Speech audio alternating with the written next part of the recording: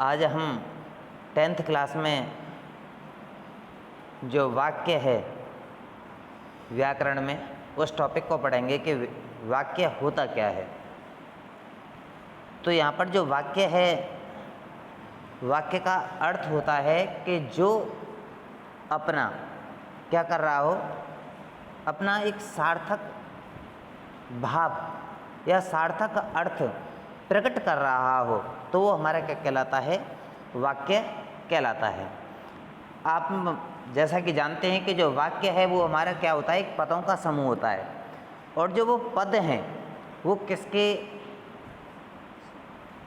जोड़ने से उनका निर्माण होता है, वो होता है हमारा शब्दों के माध्यम से।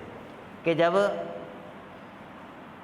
शब्द का जब मेल होता है, जब शब्दों का एक सार्थक मेल होता है, पदों का एक सार्थक मेल होता है, तो वहाँ पर क्या कहलाता है, वो हमारा वाक्य कहलाता है।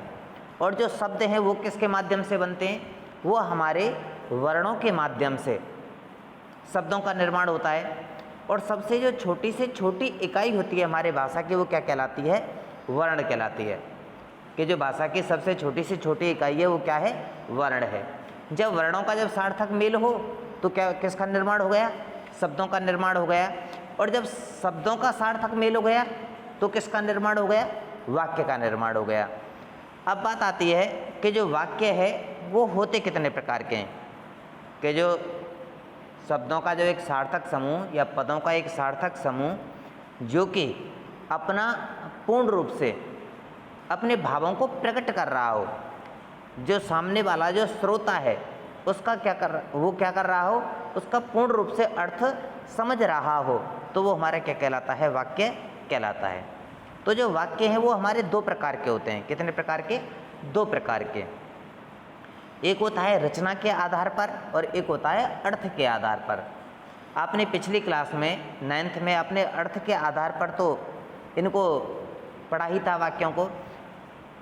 अब आपके जो 10th क्लास में है उसमें हम रचना के आधार पर जो वाक्य वेद हैं उनको समझने का प्रयास करते हैं। तो जो रचना के आधार पर जो वाक्य हैं वो हमारे 3 प्रकार के होते हैं, सरल वाक्य, संयुक्त वाक्य और मिश्र वाक्य। तो जो हमारा सरल वाक्य क्या होता है, संयुक्त वाक्य क्या होता है, मिश्र वाक्य क्या होता है, इसे समझने का प्रयास करते हैं। तो जो सरल वाक्य होता है ये ऐसा वाक्य होता है जिसमें एक ही कर्ता और एक ही क्रिया होती है। मतलब कि एक ही उद्देश्य होता है और एक ही विधेय होता है। तो वो क्या कहलाता है, हमारा सरल वाक्य कहलाता है। हम उसे साधारण वाक्य भी कह देते हैं। तो जैसे कि यहाँ पर लिखा हुआ है, प्रकाश ने मकान बनवाया, बस रुकी, तो ये क्या हो गया, हमारा साधारण वाक्य हो गया, एक सरल वाक्य हो गया। रमेश ने पुस्तक पढ़ी, बच्चा रोता है, राधा खेल रही है, सीता गाना गा रही है, ये सभी क्या हैं, हमारे सरल वाक्य हैं। क्योंकि इन सभी वाक्यों में जितने भी मैंने बोले, सीता गाना गा रही है, एक कर्ता है और एक ही क्रिया है, एक उद्देश्य है और एक ही विधेय है। अब आगे की बात आती है हमारे संयुक्त वाक्य की, कि संयुक्त वाक्य क्या होता है। जो संयुक्त वाक्य होता है कि जिसमें क्या होता है कि जिन वाक्यों में एक से अधिक स्वतंत्र हमारे उपवाक्य होते हैं। क्या होते हैं, एक से अधिक स्वतंत्र उपवाक्य होते हैं, उन्हें हम क्या कहते हैं, संयुक्त वाक्य कहते हैं।